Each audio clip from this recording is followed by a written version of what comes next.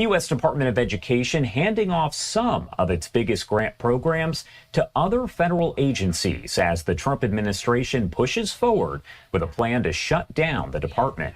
President Trump called for its elimination with an executive action in March, and now 6 new agreements signed by the Education Department will effectively move billions of dollars in grant programs to other agencies. Most notable is one that will put the Department of Labor over some of the largest federal funding streams for K-12 schools, including money for schools that serve low-income communities. Opponents urging against the entire plan, arguing that it could disrupt programs that support some of the nation's most vulnerable student populations. Right now, I do want to pop this up on your screen. This is actually a remark from the Secretary for Education. This is Linda McMahon. She appeared on Fox and said, "My top priority is to fulfill the president's mission to return education to the states. Our partnerships mark a major step toward restoring local control and delivering better outcomes for our students."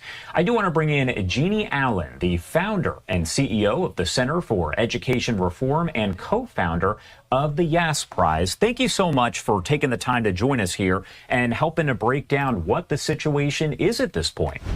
Good morning, Josh. Good morning. Well, can you start by kind of explaining where we stand right now and what the latest information is as President Trump does work to dismantle the Department of Education? Sure. So this is the next step in a long line of efforts the department's making to break up programs in the department. What we have to know is that the department is authorized by Congress. Any major restructuring, shutting down requires an act of Congress. That's a tough sell.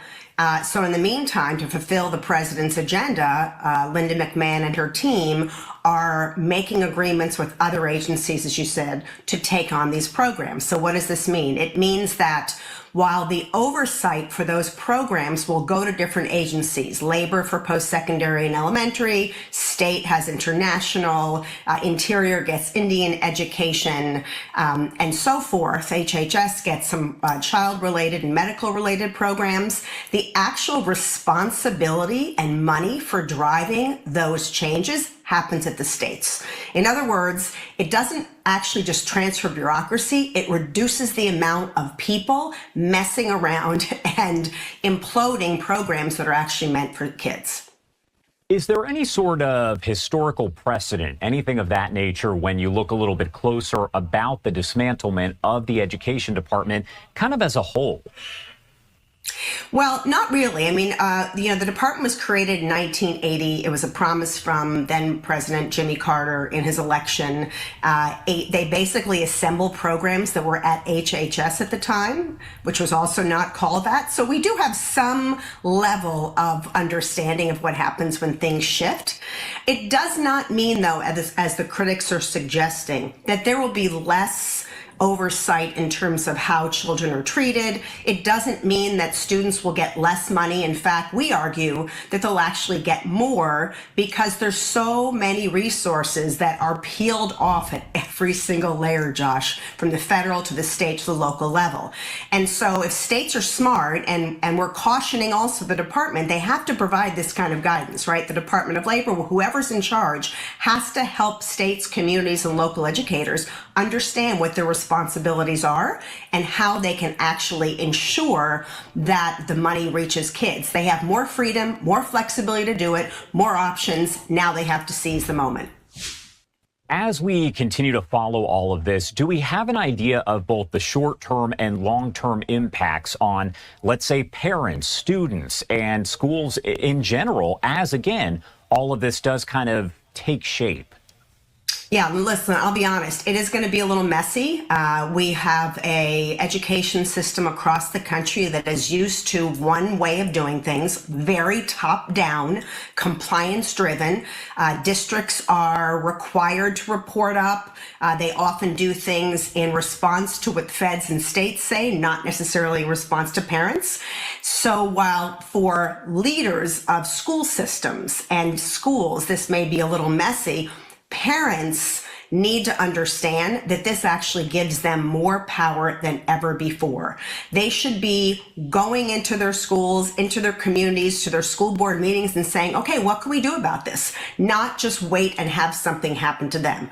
This follows a wave of this kind of parent engagement that started pre-COVID and followed and accelerated after that. More states than ever before offering options and freedom for parents, offering more flexibility for teachers. So what do we have to do to make that really stick? You got to get the federal government out of the way of the rank and file.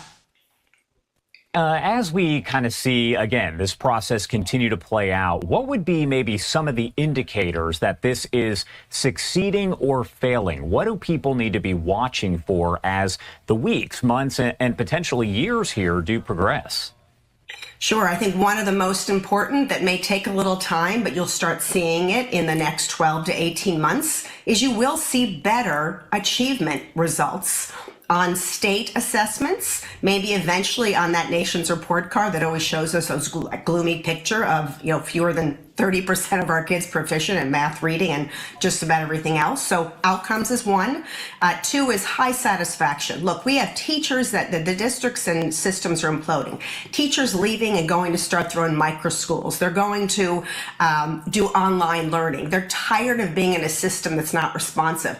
I think you could see more people wanting to go into the profession, more teachers wanting to lead their own schools, and more parents engaged in the process. And those are the three most important things we can expect. We want the, bottom line is this is about outcomes. The Department of Labor taking over elementary and secondary education, post-secondary. Sounds a little strange to people. The argument is if the Labor Department is right now administering millions of workforce programs tied directly with the workforce, why wouldn't they also be looking at how education actually evolves into and tracks into those kinds of outcomes as well?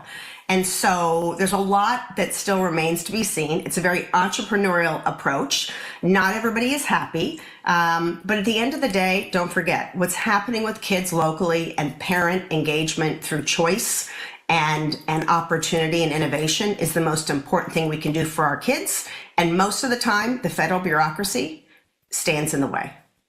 All right, Jeanne Allen, thank you so much for taking the time to join us here. A complicated subject and a lot to it, so we definitely appreciate it. Anything else you want to add? Anything we missed here before I let you go? Well, just that people need to get informed, and we're doing a lot of guidance. A lot of groups are. Our website is edreform.com. You'll be able to find things there to help you navigate. But look, ask questions, get informed. If you read one side, read the other side. At the end of the day, we need to make sure everyone's engaged. If there are mistakes being made, let's let people know who are in charge. It's an important opportunity, and it's an important controversy to debate. All right. Jeanne, thank you so much for being here with us. We definitely appreciate it. Thanks. And as we mentioned,